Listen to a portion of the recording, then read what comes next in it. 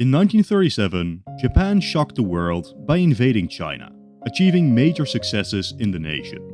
2 years later in Europe, Germany started their own conflict, conquering much of the continent.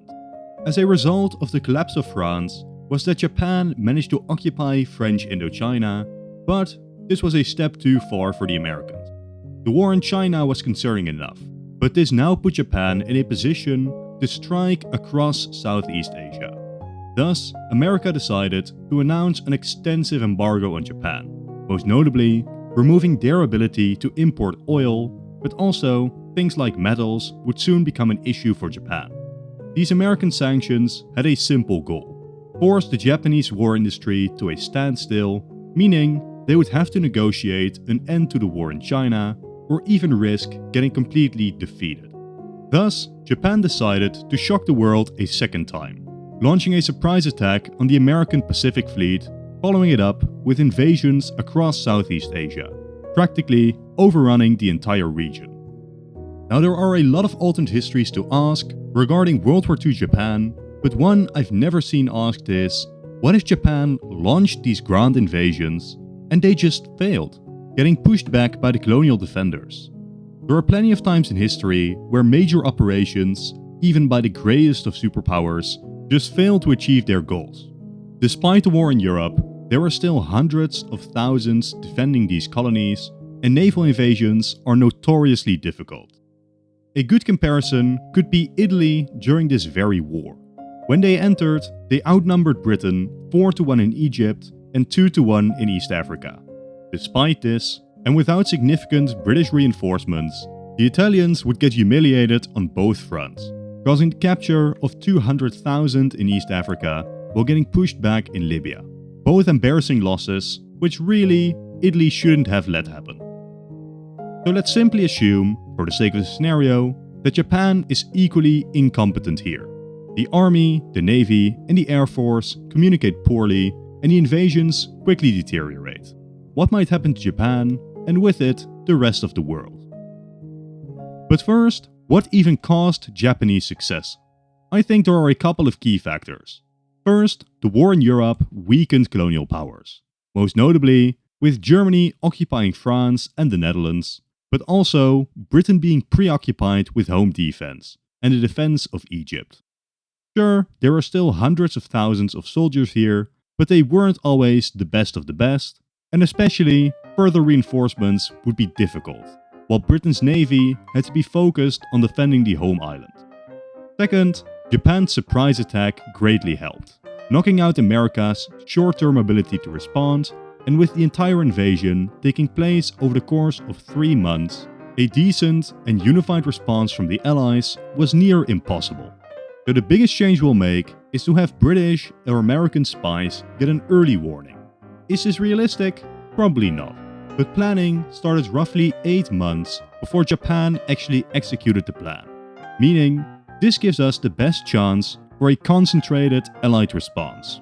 Everything is laid out. Who, where, and how Japan is planning to strike, and Roosevelt and Churchill, in secret, already coordinate a response to the Japanese actions. Now, luckily for Britain, by this point, Germany had already invaded the Soviets, and the worst of the German terror campaign had already ended. Colonial soldiers are placed on high alert, while masses of soldiers are brought into the colonies. America too reinforces the Philippines, but most importantly, the Pearl Harbor attack was revealed, meaning that preparations can be made there too. In order to not arouse Japanese suspicions, moves were made in secret, but anti-air and planes would be brought in, while valuable ships would be moved away, replaced with obsolete ships, and of course, as few soldiers as possible would be present. So, when Japan launched their invasion, they are shocked. The big battleships they hoped to sink simply weren't there, while their air losses were far, far greater than they'd hoped. Immediately, a panicked Japan retreats their navy, but this too, America was ready for. America's navy had been placed in other ports, and would now go on the offensive, ready to engage the limited Japanese fleet, which was running low on fuel and airplanes. Roosevelt, meanwhile, makes a slightly different speech to the nation. thanking British spies for the early warning about the cowardly Japanese attack, allowing for the mitigation and quick response to it. America's response fleet would have already been increased by transferring American Atlantic ships over in preparation. The Japanese fleet executing Pearl Harbor had a lot of carriers and battleships, with 6 out of 12 Japanese carriers present and 2 out of 10 battleships. Not all of these are necessarily lost, but a number of them could be.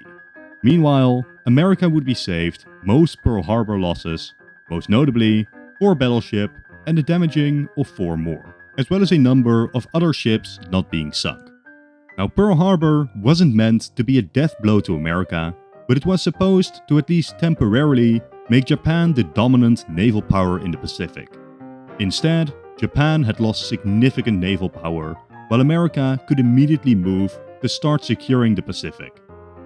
But this was not the only attack. Soon, Hong Kong would be seized, and the invasion of the Philippines is launched. Again, to total disaster for the Japanese. America had twice the forces they expected, and while the initial landing was successful, American forces would hold out in Manila and eventually push the Japanese from the islands after months of fighting, with an estimated 100,000 Japanese captured. Simultaneously, Thailand had been pressured into an alliance with Japan, and an invasion of Malaya was launched. The British feigned a controlled retreat before eventually stalling the Japanese invasion. Meanwhile, Britain launched an unexpected counter-invasion into Thailand, forcing Japan to pull back from Malaya to consolidate their front lines. Singapore and most of the rubber from the region would remain outside of Japan's hands. But maybe the operation can be saved. The real prize was Indonesia, with its significant oil reserves necessary to keep the massive navy and war industry working.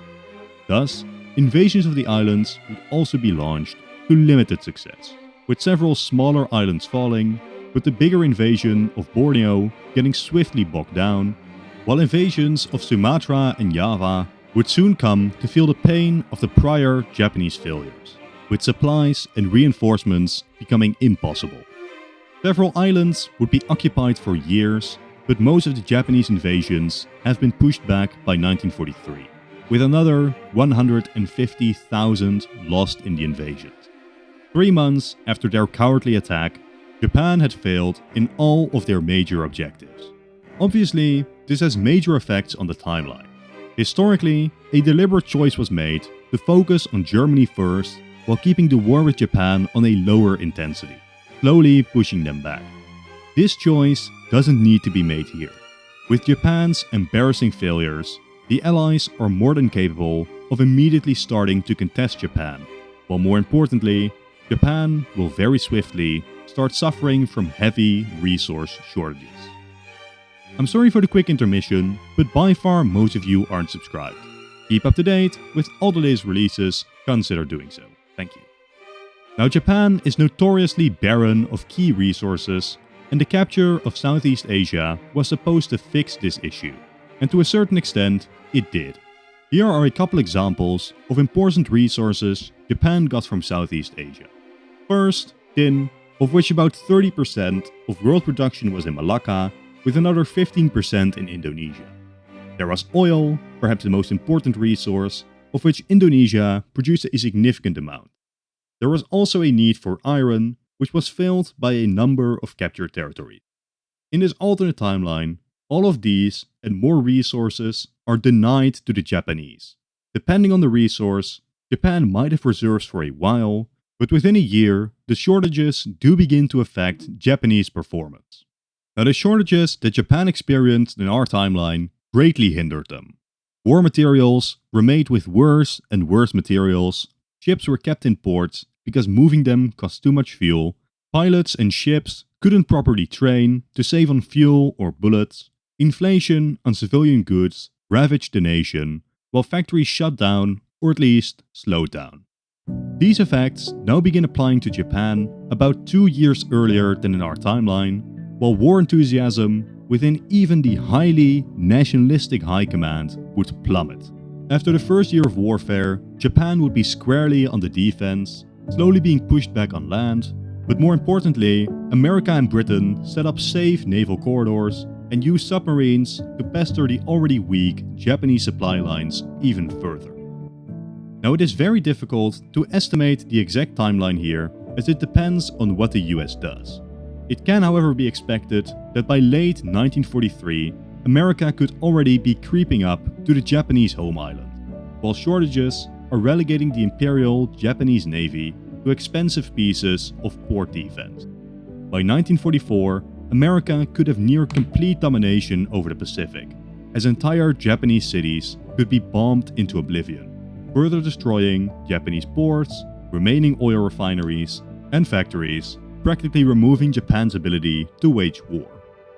Now, in our timeline, Japan was ready to surrender by 1945, yet they had hoped for a negotiated peace rather than the unconditional surrender demanded by the Americans. Arguably, the atomic bombs, and more importantly, a Soviet invasion of Manchuria would lead Japan to surrender, as their front lines were now fully collapsing. But I somewhat doubt that Japan would actually last this long in this timeline. In our timeline, by 1945, at least Japan still occupied Southeast Asia. Now, they have never had at all. Ever since the failure of Pearl Harbor, the Japanese high command has been far more defeatist. In an alternate late 1944, where the Allies were pushing into Thailand and a stronger China had begun a counterattack earlier, I would be very surprised if Japan didn't surrender in late 1944, early 1945. Now, Japan's surrender has big implications for Asia, but let's first discuss Europe quick, where not much has changed. In fact, the resources of Southeast Asia not being lost makes the Allies on the whole even stronger than in our timeline, with investments in things like synthetic rubber not being necessary. Also, the Pacific and European fronts were practically two different wars, and little of the changes we made in Asia will have all too extreme consequences on the future of Europe. Back over to Asia, I can identify three big changes within this timeline. As the Japanese Empire is divided, a major difference becomes clear. The Soviets are not involved. This is absolutely massive for multiple reasons. First, the Korean Peninsula will be unified under an American-backed regime rather than the division of our timeline. But second, and arguably more important, the Soviets haven't conquered Manchuria. This conquest would later be given over to the Chinese Communists, with captured Japanese equipment greatly bolstering Mao's forces in the coming civil war. At the same time, the Nationalists would launch a costly and ultimately failing expedition to it, the collapse of which caused the collapse of the entire North to Communist forces, and eventually a full collapse of the Kuomintang. The territory, instead being captured by America and being given to the Nationalists, would greatly increase the odds of them winning the Civil War. Adding to the changes in China and Korea, we also have a reformed Japan, which would be different to our timeline. Oh, and as a quick detour, America will still likely give southern Sakhalin to the Soviets, despite them not entering the war. Back to Japan, their reconstruction will be altered. Initially, the reconstructed Japan was quite liberal and even moderately socialist. Yet soon, the division of North Korea, the start of the Cold War, and the collapse of Nationalist China would change the direction of Japan. America needed Japan to turn into a strong ally capable of resisting communist pressures. This need would be further reinforced by the start of the Korean War, shaking up the region even further. Despite previously demilitarizing Japan, America would suddenly reverse their policy, allowing Japan to build up a limited army again. During this same period, MacArthur had allowed Japanese conservatives, many of which were war criminals tied to the wartime regime, to again come to power in Japan. They would start a purge of leftist elements from Japan. Now, this process of Japan becoming more conservative had begun before the Korea War, and Japan wouldn't become some social democratic state in this alternate timeline, but the Japanese left could survive as a more powerful force, while Japan remaining fully demilitarized for much of the Cold War, as there quite simply is no one in Asia for them to fight. Next up, the European colonies. Most are not immediately changed. The Philippines were promised independence in 1946 and they would get it.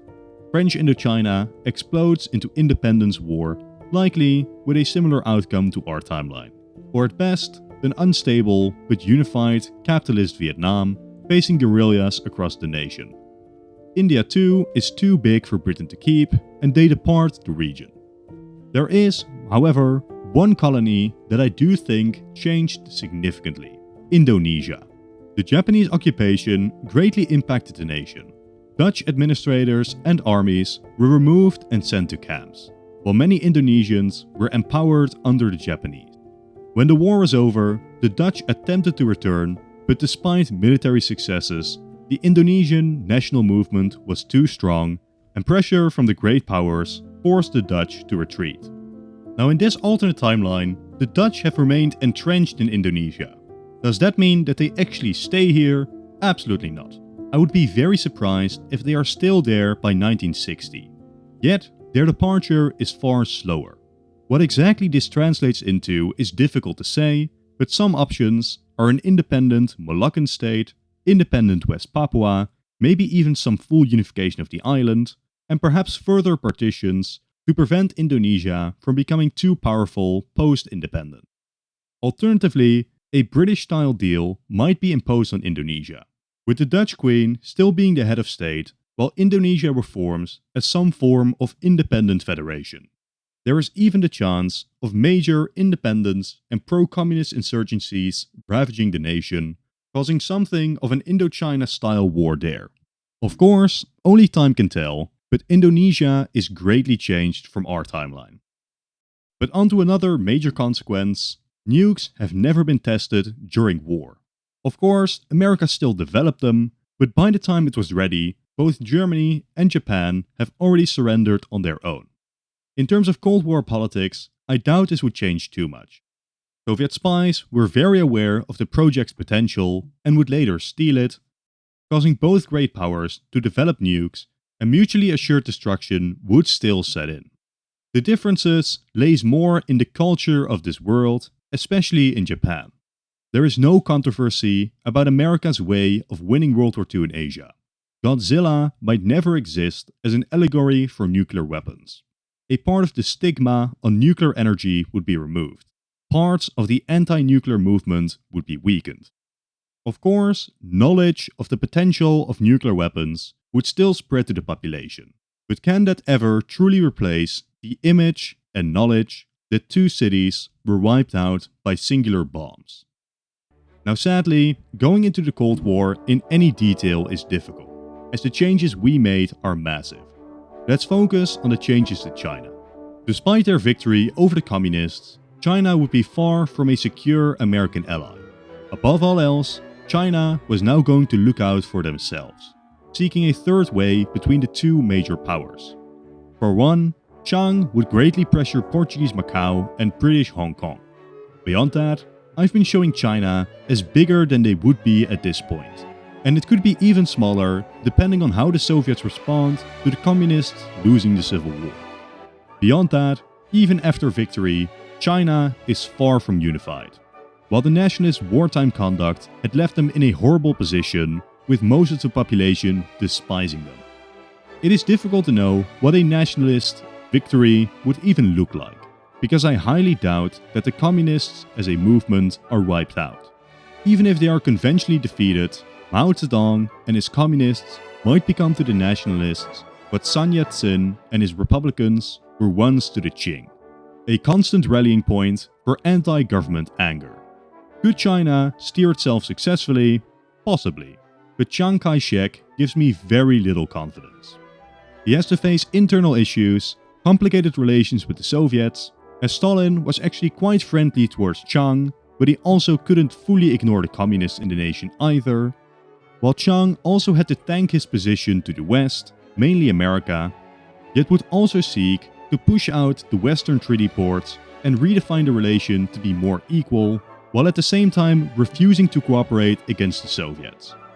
Obviously, China, with the largest population in the world, has a lot of potential, and should they successfully steer through these issues, avoiding the terrible rule of Mao Zedong, China could have a prosperous future.